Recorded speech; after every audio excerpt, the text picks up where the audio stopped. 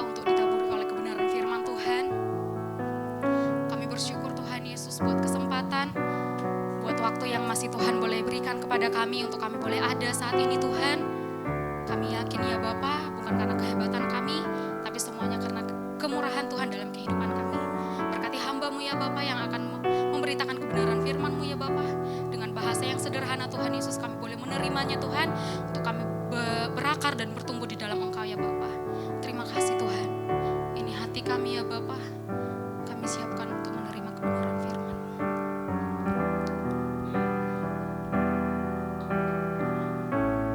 Haleluya Yesus. Betapa dahsyat Engkau Tuhan, pencipta segala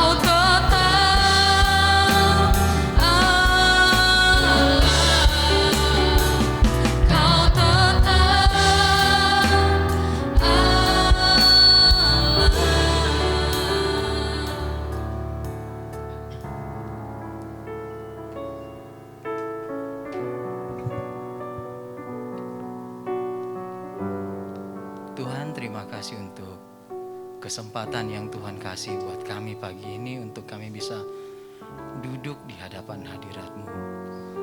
Tuhan, izinkan kami puji dan sembah Tuhan, suatu keistimewaan yang luar biasa untuk kami bisa bikin itu. Karena tidak semua orang bisa bikin itu pagi ini Tuhan. Dan kami berterima kasih Tuhan, kami kasih kami kekuatan, kesehatan untuk bisa datang di rumah Tuhan. Dan saat ini kami mau dengar firman Tuhan. Bicaralah melalui bibir mulut hamba-Mu Tuhan.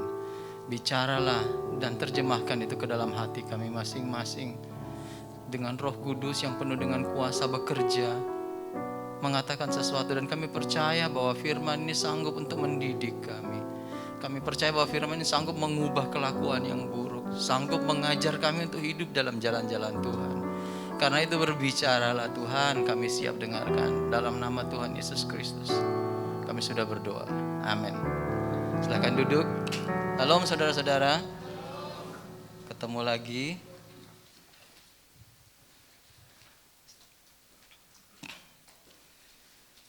Senang lihat saudara-saudara setelah beberapa lama. Saya tidak tahu apakah saya yang semakin tua sehingga tidak bisa mengingat, atau memang ada muka-muka yang baru. Tapi memang ada muka baru sepertinya. Ingatan saya masih cukup teruji bagus. Nah, hari ini kita akan berbicara soal umat yang terpilih. Umat yang terpilih. Sebelum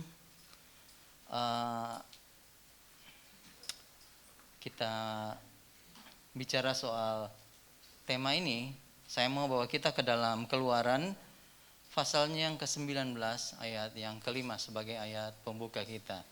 Kita akan belajar bagaimana itu umat terpilih, apa artinya, dan apa implikasinya ketika itu, ketika kita menjadi umat terpilih, apa yang harus kita lakukan. Seperti itu, cuma 2, jadi singkat, setelah itu kita akan pulang. Nggak panjang. Saudara tidak akan sampai mengantuk, kecuali saudara nonton bola tadi malam, mungkin akan ngantuk. Jadi kalau ada yang ngantuk, jangan sampai saudara-saudara salahkan iblis bahwa kasih roh mengantuk. Itu fitnah namanya, karena saudara yang tidak tidur malam. Ya, betul. Keluaran 19 ayat 5 bunyinya seperti ini. Ikuti saya. Jadi sekarang jika kamu sungguh-sungguh mendengarkan firman-Ku dan berpegang pada perjanjian-Ku, maka kamu akan menjadi harta kesayangan-Ku sendiri. Sebab dari antara segala bangsa, menjadi harta kesayangan-Ku sendiri dari antara segala bangsa, sebab Akulah yang empunya seluruh bumi. Nah, dari ayat ini saya tertarik untuk mengambil kata menjadi umat kepunyaanku sendiri, atau umat yang terpilih. Kalau di 1 Petrus ada juga lagunya, For you are a chosen generation, a royal priesthood, a holy nation. Sebab kamulah bangsa terpilih, imamat rajani, umat yang kudus. Nah, kita akan berbicara lebih banyak mengenai umat yang terpilih. Kita semua sudah familiar, kita sudah terbiasa dengan konsep tentang orang Yahudi, Jews, yang merupakan chosen people, orang yang terpilih, umat pilihan. Apa yang harus dilakukan untuk menjadi umat pilihan? Untuk konsep orang Yahudi ya pada waktu itu, apa yang harus mereka bikin untuk menjadi umat pilihan? Nah, dalam Taurat sebenarnya sangat simpel, sangat sederhana. Itu merupakan satu persetujuan antara Allah dengan manusia, perjanjian, atau lebih kata kerennya covenant, ikatan perjanjian. Nah, biasa kan pendeta bilang covenant, sebenarnya perjanjian. Kenapa bilang covenant? Supaya kelihatan lebih keren sedikit gitu loh. Nah, saya mau lebih keren sedikit, jadi saya bilang covenant, umat yang terpilih gitu. Jadi kalau ikatan perjanjian seperti ini, kalau umat Israel setia atau loyal kepada Allah, seperti yang kita baca tadi, maka Allah akan membuat mereka sebagai umat pilihannya. Jadi itu perjanjian antara umat Israel dengan Allah. Seperti yang kita baca di Keluaran 19 ayat 5 tadi. Kita sudah baca. Nah, dalam bahasa Ibraninya, sekali lagi saudara jangan bingung dengan bahasa Ibrani. Kenapa saya ambil ini? Cuma saudara bisa mengerti. Karena kalau saya cuma kasih bahasa Ibraninya, saudara akan bingung. Saya tertarik dengan song leadernya tadi ngomong begini. Dengan bahasa yang sederhana. Banyak dari kita, saking pengen belajar lebih tinggi, sudah susah untuk mengungkapkan sesuatu dalam bahasa yang sederhana. Bahasa yang bisa dimengerti. Padahal seperti Yesus itu bicara dengan bahasa yang sangat sederhana, yang mudah dimengerti. Pada masa itu, kita aja yang sulit karena kita kan gak ngerti konteks budaya pada masa Yesus. Itulah sebabnya saya jelaskan kepada saudara. Bukan untuk sombong-sombongan, tapi kata peculiar treasure atau kata umat pilihan, bangsa yang kudus, umat kepunyaan Allah sendiri itu dalam bahasa Ibrani sebenarnya ditulis segulah gitu. Ini kata yang spesial. Nggak usah bingung segulahnya. Saya cuma bilang segulah, nggak perlu dipikirkan. Tapi katanya seperti itu. Artinya seperti ini. Kata spesial yang menjelaskan tentang barang atau milik yang sangat berharga. Jadi waktu dikatakan kamu adalah umat yang terpilih, chosen people, bangsa yang terpilih, artinya Alkitab bilang begini, kamu adalah segula, atau dengan bahasa Indonesia yang untuk bisa kita mengerti dikatakan begini, kita adalah barang milik yang sangat berharga yang dipunyai oleh Tuhan waktu Tuhan memilih. Nah, dalam hal ini umat Israel pada waktu itu milik yang sangat berharga. Jadi akar katanya ada dijelaskan. Kalau saudara belajar bahasa Ibrani, saudara bisa lihat nanti yang dari mana akar kata segula ini. Tulisannya dalam bahasa Ibrani kan tidak ada huruf hidup, SGL gitu. Jadi SGL yang mana kita memperoleh kata sagol. Sagol itu artinya ungu. Nah, warna ungu pada zaman itu, pada zaman Israel itu warna purple ya, ungu ya. Warna purple menggambarkan kemewahan pada zaman itu. Dalam Alkitab kata segulah ini atau kata umat pilihan dipakai secara eksklusif untuk umat pilihan Allah.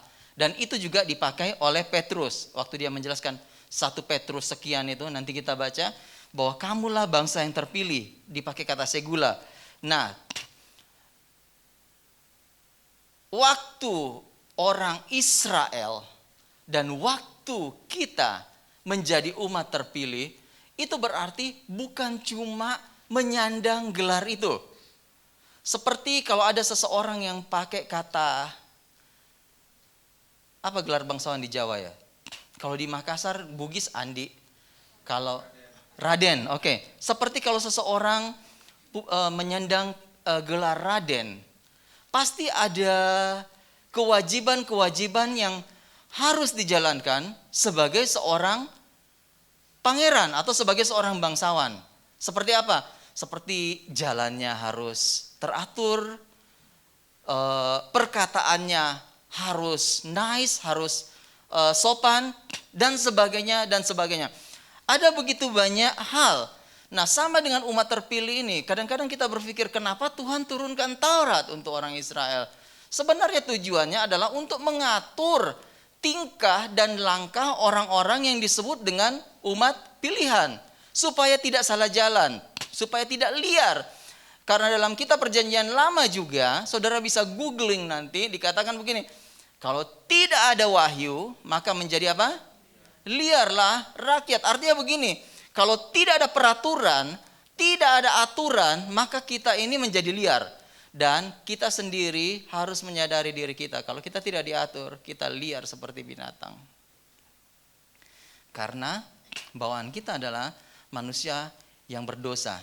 Saudara sadari diri saudara, waktu tidak ada yang lihat, kemudian ada kesempatan, betapa liar dan jahatnya pikiran kita. Pernah alami itu? Pernah. Kalau ada yang bilang gak pernah, berarti saudara sedang berbohong. Pernah. Apalagi kalau kita sedang sendiri di kamar, atau tidak ada yang lihat, dan ada kesempatan-kesempatan berbuat. Saudara akan terkejut sendiri untuk melihat betapa liar dan jahatnya hati kita ketika diberi kesempatan dan iblis mulai berbisik di hati kita. Itulah sebabnya perlu ada aturan. Aturan yang bagaimana? Nah, inilah dia yang kita akan pelajari. Yang pertama, aturan sebagai orang yang menjadi umat pilihan Allah. Aturan memang banyak sekali. Alkitab penuh dengan peraturan. Tapi saya suka aturan yang ini. Waktu Paulus kasih aturan yang singkat tetapi lengkap untuk seseorang anak muda yang ditugaskan untuk melayani. Namanya Timotius. Dalam surat Timotius ditulis begini, jangan seorang pun menganggap engkau rendah karena engkau muda.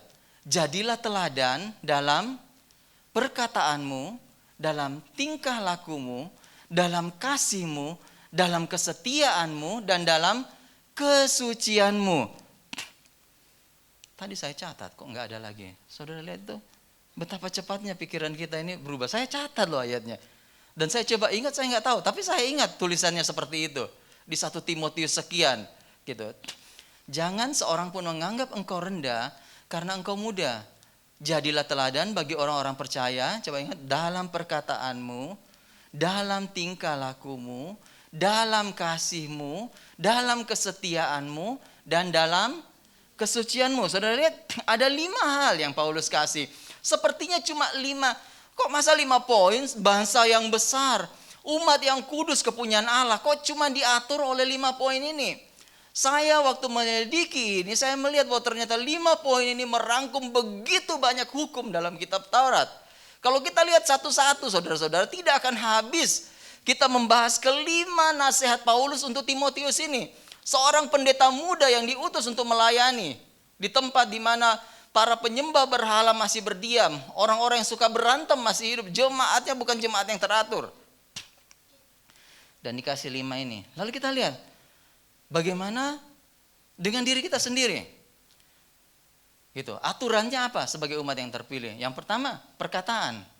Di Kolose 4 ayat 6 banyak ayat, saudara bisa lihat. Tapi satu nasihat Tuhan mengenai perkataan aja. Kita mulai masuk dalam perkataan. Yaitu Kolose 4 ayat 6. Hendaklah kata-katamu senantiasa apa? Penuh kasih, jangan hambar. Sehingga kamu tahu bagaimana kamu harus memberi jawab kepada setiap orang. Jadi saudara-saudara yang terkasih, begini. Waktu kita ini menjadi segula, barang istimewa kepunyaan Tuhan, kita ini bukan ditaruh Tuhan di dunia ini untuk menjadi hiasan tanpa tujuan, hanya ongkang-ongkang kaki. Tetapi kita harus menjadi berkat buat orang lain, menjadi contoh, menjadi panutan bagaimana seharusnya umat pilihan itu hidup dalam dunia ini. Yang pertama adalah perkataan. Hendaklah kata-katamu senantiasa penuh kasih. Jangan hambar. Kan banyak yang hambar ya, banyak. Oh puji Tuhan. Oh puji Tuhan. Saking sudah capeknya, sudah berbusanya bilang puji Tuhan. Oh Tuhan baik. Akhirnya kata-kata itu sudah enggak punya arti lagi. Kita sudah terlalu sering mengucapkannya. Sampai akhirnya kita lupa untuk memberi arti dan makna. Kalau orang mulai bilang, I don't mean it. Dia enggak mean it. Dia enggak sungguh-sungguh mengucapkannya. Hanya sekedar mengucapkan karena dia tahu. Sama seperti kita nyanyi, Allah kuasa melakukan segala perkara, Allahku maha kuasa. Kita nyanyikan lagu Allah kuasa melakukan segala perkara, tapi kita sendiri tidak pernah merasakan kuasa daripada Tuhan itu sendiri. Karena apa? Karena tidak betul-betul meyakini, kita tidak betul-betul meyakini apa yang kita katakan. Jadi di sini dikatakan begini, senantiasa penuh kasih, jangan hambar. Kenapa? Supaya kamu tahu bagaimana kamu harus memberi jawab kepada setiap orang. Kamu bisa memberi jawab apapun yang dikatakan kepadamu, apapun yang ditanyakan kepadamu, engkau bisa memberi jawab kepada orang mengenai imanmu, mengenai kasihmu, mengenai hidup kekristenanmu. Kita bisa, karena apa? Kata-kata kita bukan kata-kata sia-sia yang keluar dari mulut kita. Dalam ayat lain di Perjanjian Lama dikatakan begini, tetapi setiap kata sia-sia yang diucapkan oleh orang harus dipertanggungjawabkan pada hari penghakiman. Perhatikan ini, tetapi setiap kata sia-sia yang diucapkan orang harus dipertanggungjawabkan pada hari penghakiman.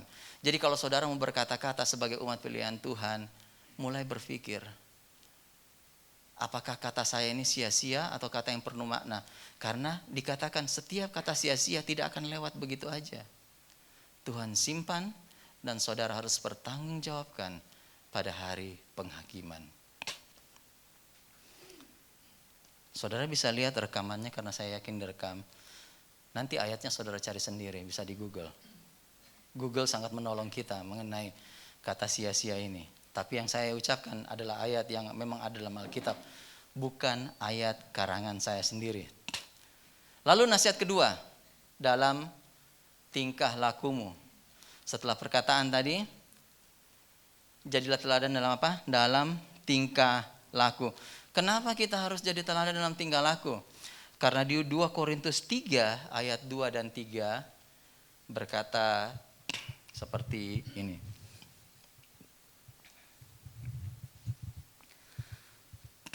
Dua Korintus 3 ayat 2, kamu adalah surat pujian kami yang tertulis dalam hati kami dan yang dikenal dan yang dapat dibaca oleh semua orang. Ayat 3. Karena telah ternyata bahwa kamu adalah surat Kristus yang ditulis oleh pelayanan kami, ditulis bukan dengan tinta, tetapi dengan roh Allah, roh dari Allah yang hidup. Bukan pada loh-loh batu, melainkan pada loh-loh daging, yaitu di dalam hati manusia. Kenapa kita harus menjadi teladan dalam tingkah laku kita?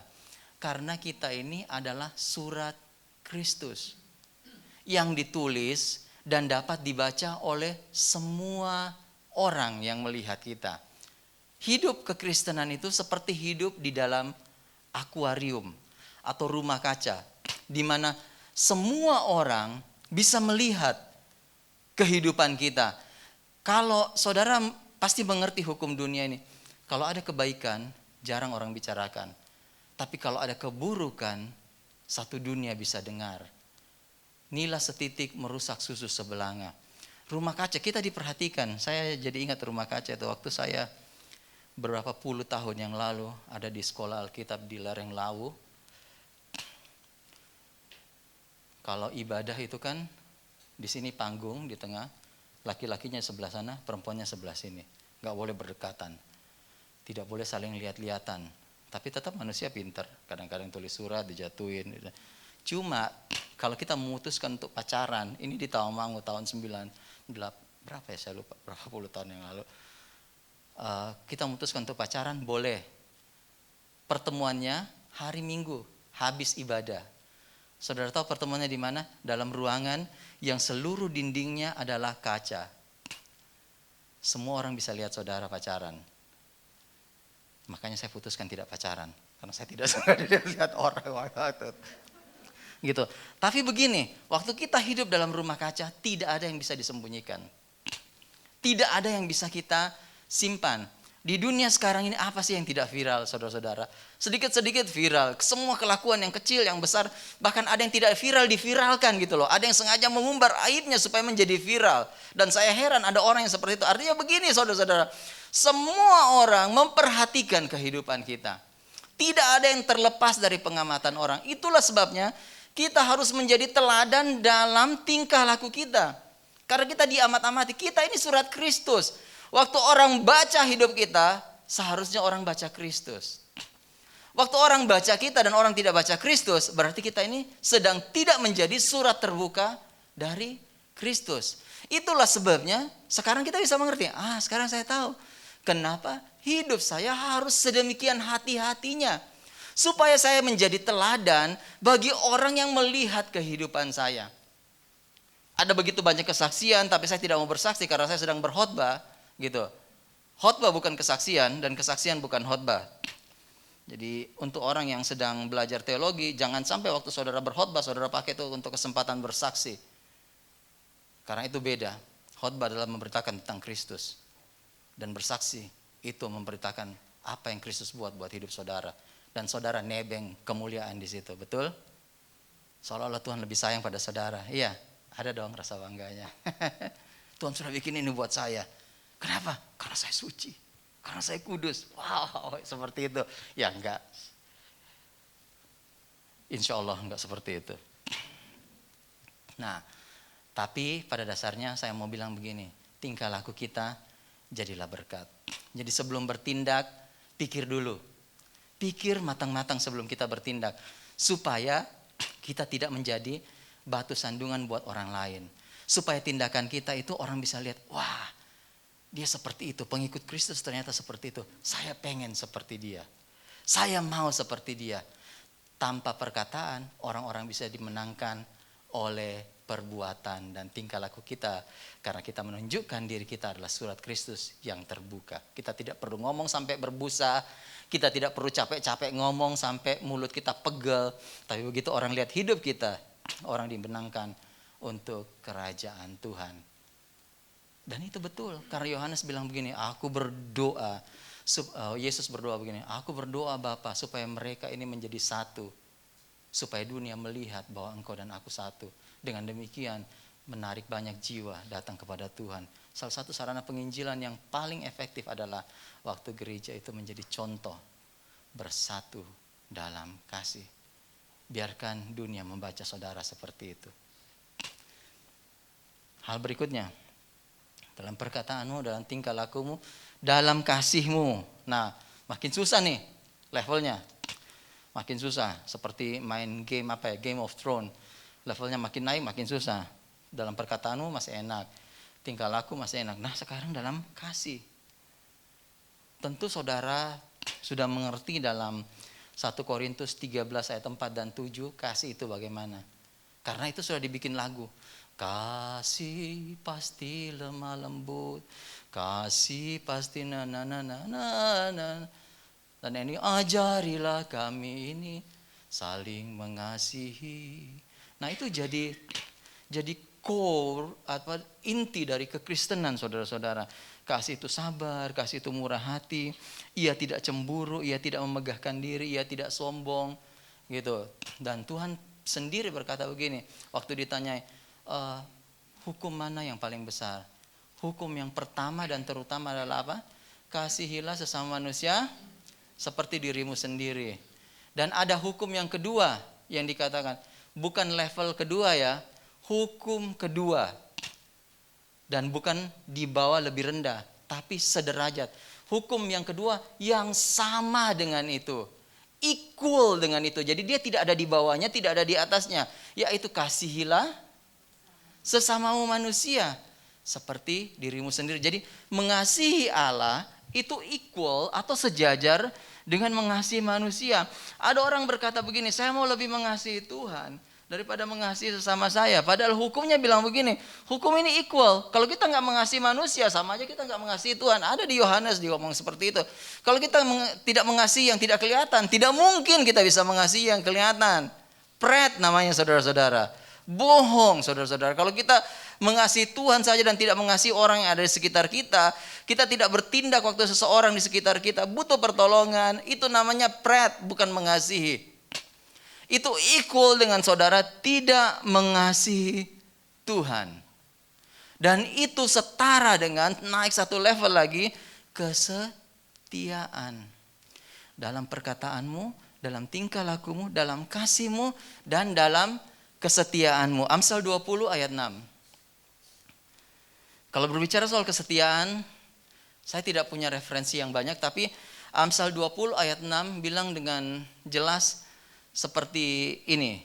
Saudara-saudara, Amsal pasalnya yang ke-20, ayatnya yang ke-6. Banyak orang menyebut dirinya baik hati, tetapi orang yang setia, siapakah yang menemukannya? Yang menarik dari ayat ini, dia mulai dengan banyak orang menyebut dirinya baik hati. Terus koma, dia hubungkan baik hati itu dengan setia. Tetapi orang yang setia, siapakah yang menemukannya? Artinya, orang setia itu sama dengan orang yang apa? Baik hati. Kalau kita rubah kalimatnya, kalau orang tidak setia berarti orangnya tidak baik. Simpel kan? Jadi itulah sebabnya kenapa kita perlu kesetiaan ini. Karena apa? Karena Tuhan mencari orang yang baik. Amsal 19 ayat 22. Satu lagi untuk kesetiaan ini. Sebelum kita masuk pada poin kita yang kedua. Amsal 19 ayat 22. Sifat yang diinginkan pada seseorang ialah kesetiaannya. Lebih baik orang miskin daripada seorang pembohong. Nah, kalau ada tanda titik koma, saudara akan mengerti bahwa kalimat pertama dengan kalimat kedua setara. Itu bahasa Indonesia. Artinya Orang yang tidak setia sama dengan orang yang apa di bawah? Pembohong. Kalau saudara tidak setia, berarti saudara adalah seorang pembohong. Dalam apa? Setia dalam perkataan, setia dalam tindakan, dan setia dalam hal-hal yang Tuhan percayakan. Bahkan Tuhan waktu memberi perumpamaan tentang talenta, dia tutup dengan perkataan begini. Siapa benar dalam hal-hal kecil, siapa setia dalam hal kecil, dia benar dalam hal-hal besar. Siapa tidak benar dalam hal kecil, ia tidak benar dalam hal besar. Jadi kesetiaan menjalankan talenta disetarakan dengan hidup yang benar. Kalau saudara tidak setia, saudara sedang menjalani hidup yang tidak benar. Dan kesetiaan ini sangat sulit untuk dideteksi. Banyak orang yang menyebut dirinya baik, tetapi orang setia, siapa yang menemukannya? Bayangkan Amsal pada waktu itu, manusia belum sebanyak sekarang. Siapa yang bisa temukan? Artinya waktu itu dianggap kesetiaan itu sesuatu yang langka di dunia ini. Bagaimana dengan hidup kita sekarang? Waktu kita janji seseorang, apakah kita berusaha sekuat tenaga untuk memenuhi janji itu? Sekalipun angin badai ada di depan kita, saya terbiasa tidak berani berjanji kepada orang. Bahkan kepada anak-anak kecil sekalipun saya tidak berani berjanji kalau saya tidak yakin bahwa saya bisa menepati janji saya. Karena saya bisa menghitung diri saya sebagai orang yang tidak setia. Sekalipun pada waktu itu Gunung Semeru meletus atau Gunung Kelut meletus dan saya tidak bisa pergi, tetap saya tidak bisa pergi. Dan saya menghitung diri saya sebagai orang yang tidak setia. Apalagi kalau kita berjanji dengan anak kecil. Saya ingat, saya janji seorang anak di tempat saya pelayanan, sebatang coklat, sederhana. Saya sudah rencana belikan dia coklat 5.000 rupiah, Cadbury, ada yang 5.000. Dan saya lupa bawa. Hari Minggu saya ngomong ke dia, hari Selasa saya akan bawa. Saya lupa bawa itu ke dia. Sampai hari ini saya ngomong apapun, anak itu tidak mau dengarkan saya. Sebuah kesalahan yang terbesar yang pernah saya buat. Sehingga minggu lalu waktu saya janji seorang anak, sebelum anak itu pulang rumah, saya sudah rencanakan saya harus pergi untuk beli dan saya bawa ke rumahnya. Kelihatannya sederhana, tapi sampai hari ini dari pemberian coklat itu, anak itu selalu bercerita bahwa ada orang yang tidak menganggap remeh dirinya sebagai seorang anak kecil. Dan datang ke rumahnya hanya untuk membawa sebatang coklat yang dijanjikan. Kesetiaan itu susah untuk ditemukan. Kita harus mulai dari diri kita sendiri. Seberapa setia hidup kita dengan pasangan, dengan pekerjaan, dengan janji-janji kita, dengan teman-teman kita, atau mungkin dengan orang yang tidak dianggap oleh dunia ini. Enak sekali kalau kita berjanji ke Jokowi, misalnya presiden, pasti sekuat tenaga kita akan berusaha penuhi janji itu. Tapi coba kalau kita ketemu anak di jalanan kita janji, dan kita tidak ketemu, nggak apa-apa, bukan waktunya gitu. Tidak seharusnya terjadi. Dan kita tidak mau berusaha lagi. Kesetiaan adalah hal yang susah dan orang dihitung dari kesetiaannya. Sampai Amsal bilang begini, banyak orang sebut dirinya baik, tapi orang setia siapa yang menemukan? Yang saya takut begini saudara-saudara, waktu Tuhan datang ke dunia ini, adakah dia menemukan kita sedang setia dengan dia? Dalam pelayanan, dalam hidup kekristenan kita. Atau mungkin hidup kita akhir-akhir ini begitu keras didera oleh topan, pandemi, kesusahan ekonomi, resesi dan segala macam. Sehingga kita mulai mengurangi kadar kesetiaan kita kepada Tuhan. Saya tidak mau ungkit itu untuk bawa emosi saudara. Cuma saya mau tanya begini, seandainya Tuhan datang sekarang, bagaimana kadar kesetiaan kita dia temukan? Saudara yang bisa jawab. Dalam perkataanmu, dalam tingkah lakumu, dalam kasihmu, dalam kesetiaanmu, dan yang paling susah adalah dan dalam kesucianmu. Dalam kesucianmu. Ibrani 12 ayat 14. Ibrani pasal 12. Berusahalah hidup damai dengan semua orang dan kejarlah kekudusan atau kesucian, sebab tanpa kekudusan tidak seorang pun akan melihat Tuhan. Dalam dunia yang semakin maju, peradaban berubah, kebiasaan berubah. Seperti yang saya bilang, dulu zaman saya kuliah, untuk ketemu cewek dengan cowok adalah hal yang mustahil. Sehingga untuk kirim pesan setelah ibadah, biasanya yang cowok tulis surat, kemudian dia jatuhkan di tanah, yang cewek lewat dia pura-pura injak, dia seret sampai keluar, kemudian dia ambil surat itu untuk bisa baca. Itu saja masih ketahuan. Kadang-kadang ada yang titip lewat mami dapur. Karena cuma di dapur cewek dan cowok bisa berjumpa dan bertatap muka. Bukan muka dengan muka, tapi ada penghubungnya yaitu mami dapur. Dan mami dapur masih bisa disogok. Dengan cara seperti itu. Musim berlalu. Seperti lagunya. Musim akan selalu berganti. Artinya semua berganti. Cuma satu yang gak berubah. Kasih Tuhan tetap abadi. Jadi kebiasaan-kebiasaan berubah. Cara sekolah Alkitab mengatasi hidup itu berubah. Dan saya tidak malu untuk mengatakan bahwa di tempat saya kuliah, ada cewek yang hamil. Bisa kebobolan. Sistem mulai berubah. Cara pandang mulai berubah.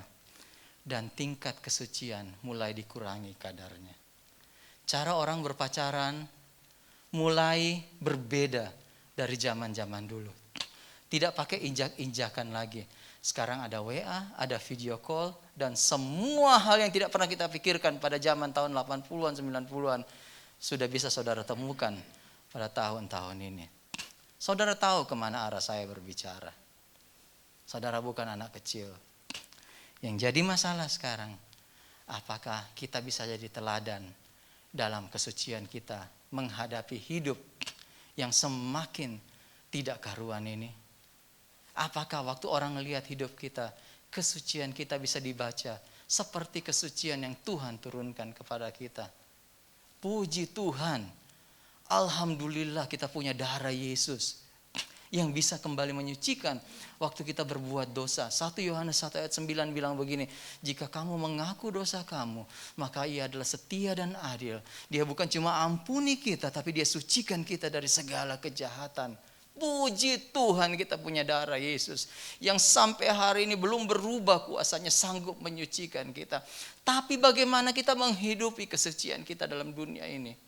Bagaimana kita hidupi kesucian kita? Apakah kita sudah mulai turunkan standar kita? Oh, sedikit pelukan gak apa-apa. Oh, sedikit mengumbar gak apa-apa. Sedikit ini gak apa-apa. Nanti saya minta ampun kepada Tuhan. Apakah standar kita seperti itu? Ataukah kita masih berusaha keras menjaga hidup kudus di hadapan Tuhan? Kudus dalam segala hal. Kekudusan itu tidak bisa ditawar, saudara-saudara. Tidak bisa. Saudara lihat teratai. Waktu teratai tumbuh, dia tumbuh di mana? Di lumpur. Waktu dia berbunga, ada yang pernah lihat teratai? Orang bilang itu loh teratai. Dia tumbuh di lumpur, tapi bunganya tidak berlumpur. Dia keluar sebagai bunga yang indah. Saudara bisa hidup di tengah-tengah dunia yang kotor ini, tapi kekudusan Tuhan yang membungkus saudara akan memampukan saudara untuk hidup kudus di hadapan Tuhan. Sehingga satu hari ketika saudara berbunga, orang akan bilang itu loh teratai. Dia hidup di tengah lumpur, tapi dia tidak menghasilkan lumpur di bunganya. Dia tumbuh menjadi bunga yang indah. Karena apa? Karena Tuhanlah yang menjaga hidup kita. Jadi, jadilah teladan dalam perkataanmu, dalam tingkah lakumu, dalam kasihmu, dalam kesetiaanmu, dan dalam kesucianmu sebagai segulah, umat pilihan Allah. Orang yang dipilih, barang berharga dari Tuhan, yang sangat disayang oleh Tuhan, Yang dikatakan dalam beberapa ayat dalam Alkitab, kita adalah biji mata Tuhan. Siapa yang berani congkel biji mata Tuhan, pasti kena tonjok, kena hajar. Tidak ada yang bisa sentuh kita tanpa Tuhan izinkan. Bahkan Alkitab mengatakan saking berharganya kita, sehelai di rambutmu tak akan terjatuh tanpa. Saking berharganya, rambut pun dihitung. Saking berharganya, saudara lihat, rambut aja Tuhan perhatikan, betapa berharganya saudara di hadapan Tuhan. Jangan hidupi hidupmu dengan asal-asal. Saya bisa memanggil saudara, hai Segula, hai milik kepunyaan Allah. Hiduplah bukan dengan hidup yang asal-asal. Lalu apa tugas dan tanggung jawab saudara sebagai Segula? Saya akan lihat, ini yang kedua. Yang pertama tadi bagaimana kita hidup sebagai Segula atau umat pilihan. Dan yang ketiga, tugas dan tanggung jawab kita. Nah disinilah 1 Petrus 2 ayat 9 berkata begini. Tetapi kamulah bangsa yang terpilih, imamat yang rajani, bangsa yang kudus, umat kepunyaan Allah sendiri. Supaya kamu memberitakan perbuatan-perbuatan yang besar dari Dia, yang telah memanggil kamu keluar dari kegelapan kepada terangnya yang ajaib. Sebagai umat pilihan Tuhan, Tuhan punya tujuan penting buat hidup saudara.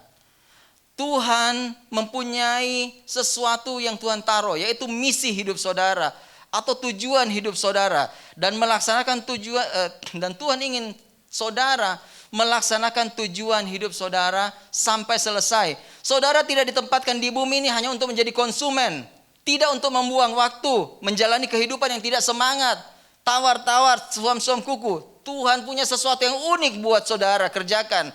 Dan Dia tidak ingin saudara menjadi konsumen. Kalau saudara baca dengan ayat itu dengan jelas, supaya kamu memberitakan perbuatannya yang ajaib. Bukan supaya saudara menjadi kaya, bukan saudara supaya menjadi besar.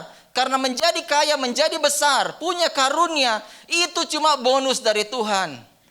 Waktu saudara menjadi umat kepunyaan Tuhan, Tuhan tahu bagaimana cukupkan kehidupan saudara.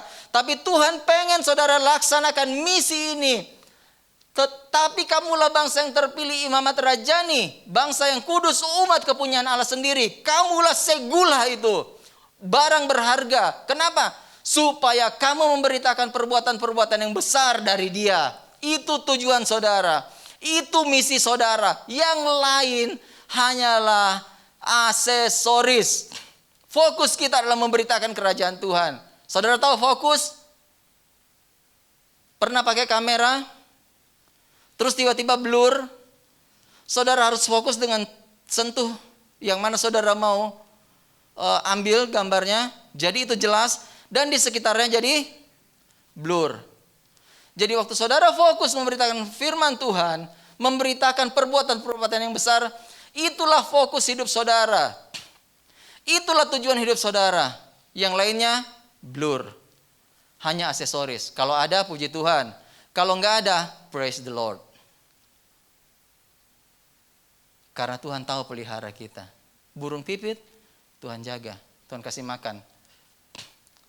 Apalagi kita yang rakus ini. Tuhan tahu kasih makan. Tuhan tahu kasih kita sesuatu yang baik. Tuhan punya pemberian-pemberian yang terbaik. Kalau dikatakan umat pilihan, orang-orang yang terpilih, mereka punya makanan sendiri. Sadrak, Mesak, Abednego, waktu dipilih, dikasih makanan khusus, dikasih minuman khusus yang enak-enak. Kita sebenarnya sudah dipersiapkan berkat oleh Tuhan. Asal kita tahu tujuan kita, yaitu memberitakan kabar baik kepada orang-orang yang belum mendengar kabar baik. Tujuan kita adalah sebagai Segula, sebagai umat pilihan Tuhan, memberitakan tentang kasih karunia. Dan tempat terbaik untuk mempraktekkan itu adalah dalam keluarga Anda dan dalam gereja Anda. Dimulai dari keluarga, dimulai dari gereja. Kemudian saudara-saudara bisa keluar ke lingkungan saudara untuk menjadi berkat. Karena kalau saudara menjadi berkat hanya di lingkungan tapi di rumah tidak menjadi berkat, itu sama dengan bohong saudara-saudara. Rumah adalah gereja yang paling awal, paling kecil. Tempat di mana Tuhan mulai mengajarkan kita segala sesuatu. Disitulah saudara-saudara harus menjadi berkat dulu. Setelah itu saudara keluar ke lingkup yang lebih besar, ke gereja saudara-saudara. Itu tempat yang paling baik untuk mempraktikkan, memberitakan kabar baik. Setelah itu saudara-saudara keluar. Tapi satu hal, ini cuma teorinya, rumah, gereja, dan tempat yang paling besar. Cuma satu hal saya mau saudara ingat, bahwa saudara ada di dunia ini, misinya cuma satu. Fokusnya yang paling terang adalah memberitakan kabar baik itu. Yang lain di samping-sampingnya, itu cuma aksesoris buat saudara. Aksesoris itu akan datang pada waktunya, pada saat dibutuhkan. Pada saat aksesoris itu tidak ada, tidak mengurangi kecantikan dan kegantengan saudara. Tidak mengurangi siapa saudara di hadapan Allah. Umat pilihan Tuhan, berwarna ungu, sesuatu yang mulia. Jadi jangan biarkan orang menganggap remeh kehidupan saudara. Waktu saudara pulang, berjalanlah dengan kepala tegak. Angkat wajahmu dan pandang ke sorga dengan bangga, katakan, aku ini umat pilihan Tuhan. Dipilih oleh Tuhan. Bagaimana saya tahu? Karena saya sudah ditebus oleh darah yang mahal. Darah Kristus. Dan itulah yang seharusnya saudara beritakan kepada orang lain. Sederhana. Bilang sama orang yang belum kenal, kamu tahu enggak, saya menyembah Tuhan yang hidup. Allah yang sanggup memberikan hidup kepada saya. Sekalipun pandemi melanda, tapi kita tetap dipelihara Tuhan dengan baik. Karena apa? Karena kita umat pilihan Tuhan. Kita adalah segula. Dengan bangga kita bisa bilang begini, sebab tiada yang sepertimu, sebab tiada yang sepertimu. Itu lagu yang bagus. Kenapa? Karena cuma Dia yang bisa bikin itu buat kita. Tidak ada yang lain. Banggalah karena kita umat pilihan Tuhan. Kita nyanyi lagu ini. Yuk kita bangkit berdiri. Satu kebanggaan bisa bicara di hadapan saudara-saudara lagi. Waktu berlalu begitu cepat. Ada waktu-waktu di mana saya berpikir bahwa kita tidak bertemu lagi. Ada hal-hal di mana saya ada di tempat yang paling bawah, di mana saya berpikir tidak mungkin saya melakukan perjalanan sebegini jauh lagi. Tidak mungkin saya berbicara di muka umum dengan baik dan benar karena ada hal-hal yang terjadi. Tapi waktu saya mengingat bahwa tidak seperti Dia, bahwa saya menyembah Allah yang hidup dan saya umat pilihan Tuhan, itu membuat saya bangga, itu membuat saya bersemangat. Dan hari ini sebagai umat pilihan Tuhan, saya mau bangkitkan iman saudara dan mengatakan bahwa kita sama. Jangan biarkan orang remehkan saudara karena kita punya Tuhan yang besar. Sebab tiada yang sepertimu, sebab tiada yang sepertimu. Hanya Kau Yesus yang mau mati untuk tebus hidupku. Sebab tiada yang sepertimu, sebab tiada yang sepertimu. Hanya Kau Yesus, tiada yang sepertimu. Sebab tiada yang sepertimu. Sebab tiada yang sepertimu, sebab tiada yang sepertimu. Hanya Kau Yesus yang mau mati untuk tebus hidupku. Sebab tiada yang sepertimu, sebab tiada yang sepertimu. Hanya Kau Yesus, tiada yang sepertimu. Firman Tuhan sudah dibentangkan. Mari ya Roh Kudus, dengan segala kerendahan hati kami kembalikan firman ini ke dalam tangan yang penuh dengan kuasa itu. Lalu sebarkan di hati kami masing-masing. Lalu terjemahkan dengan cara yang paling sederhana yang bisa dimengerti Tuhan. Terjemahkan firman ini. Dan biarkan kami hidup dalam jalan-jalan-Mu. Sampai kebenaran-Mu itu seperti air menutupi lautan dalam hidup kami. Kami hidup dalam jalan-jalan Tuhan. Kami melihat karya Tuhan yang besar dalam hidup kami. Dalam nama Yesus kami sudah berdoa. Amin. sebab tiada yang Sepertimu, sebab tiada yang sepertimu. Hanya Kau Yesus yang mau mati untuk tebus hidupku. Sebab tiada yang sepertimu, sebab tiada yang sepertimu. Hanya Kau Yesus, tiada yang sepertimu. Hanya Kau Yesus, tiada yang sepertimu. Hanya Kau Yesus, tiada yang sepertimu. Kami persilakan Bapak Ibu untuk duduk kembali. Atas nama GBI Hope, kami mengucapkan terima kasih untuk pelayanan Bapak Pendeta Krisman. Tuhan Yesus memberkati, Pak. Langsung saya pada pengumuman, bagi yang ingin mengikuti ibadah tatap muka untuk minggu depan, diharap mendaftar di grup Telegram gereja. Bagi saudara yang ingin memberikan persembahan, bisa melakukannya setelah ibadah selesai dengan cara memasukkan amplop persembahan di kotak persembahan yang ada di belakang. Dan ibadah online juga dapat diakses nanti sekitar pukul 1 siang dan linknya akan diinformasikan melalui grup Telegram. Untuk membangun keintiman dengan Tuhan, gereja mengajak semua jemaat untuk menyembah Tuhan di rumah masing-masing setiap pukul 8 malam. Saudara bisa mengajak seluruh anggota keluarga untuk terlibat di dalam penyembahan ini. Dan doa malam diadakan pada hari Rabu pukul 7 malam, dimohon hadir 15 menit sebelumnya. Mari Bapak, Ibu, Saudara kami undang untuk bangkit berdiri. Kita tutup ibadah pagi ini dengan doa. Bapa di dalam surga, terima kasih Tuhan. Waktu kesempatan berharga kami boleh berjumpa dengan Engkau di tempat ini. Terima kasih Tuhan untuk tuntunan-Mu pagi ini melalui firman-Mu yang disampaikan oleh hamba-Mu.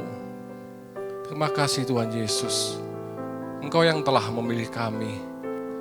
Terima kasih Tuhan, jika kami boleh menjadi umat pilihan-Mu. Kami bersyukur punya Allah yang hidup. Makasih Yesus, jadikan kami bejana hidup-Mu yang siap Engkau bentuk, isi dengan dan Engkau penuhi dengan kebaikan dan kemuliaan Tuhan. Pakai hidup kami Tuhan, Engkau utus menjadi alat bagi kasih dan kemuliaan-Mu, sarana penginjilan, sarana berkat, dan sarana kemuliaan-Mu. Makasih Tuhan Yesus, Engkau sungguh baik. Kami berdoa untuk Pak Krisman, Tuhan pakai lebih lagi hidupnya Tuhan. Berkaryalah Roh Kudus, berkuasalah atas hidupnya, dimanapun beliau berada Tuhan, menjadi saksi dan terang-Mu. Nama-Mu ditinggikan, dimuliakan melalui kehidupannya, melalui pelayanan beliau. Berkati dengan damai sejahtera serta kesehatannya Tuhan, Kau jagai terus Tuhan. Kami berdoa untuk gembala kami Pak Hari. Tuhan, pakai beliau lebih lagi dalam pelayanan, dalam pengembalaannya. Hati hamba senantiasa melekat di dalam hidupnya dan memimpin seluruh umat-Mu di tempat ini, pelayan-pelayan Tuhan di tempat ini. Menjadi pribadi yang Kau mau Tuhan. Berkati istri serta anak-anak beliau. Berkati seluruh umat-Mu GBI Hope, pelayan-pelayan Tuhan di tempat ini. Jadikan kami Tuhan alat kasih bagi kemuliaan-Mu Tuhan. Mari Tuhan pakai hidup kami. Mari Roh Kudus pimpin hidup kami. Hidup di dalam kebenaran firman Tuhan sepenuhnya dari sekarang hingga selama-lamanya. Hingga hidup kami boleh menyenangkan hati Tuhan, berarti dan berbuah lebat bagi kemuliaan nama Tuhan, oleh karena kasih karunia-Mu Tuhan. Makasih Tuhan Yesus, kami berdoa untuk Indonesia, kami minta belas kasih-Mu buat bangsa ini Tuhan. Jamah hati bangsa ini Tuhan, ubahkan hati bangsa ini Tuhan.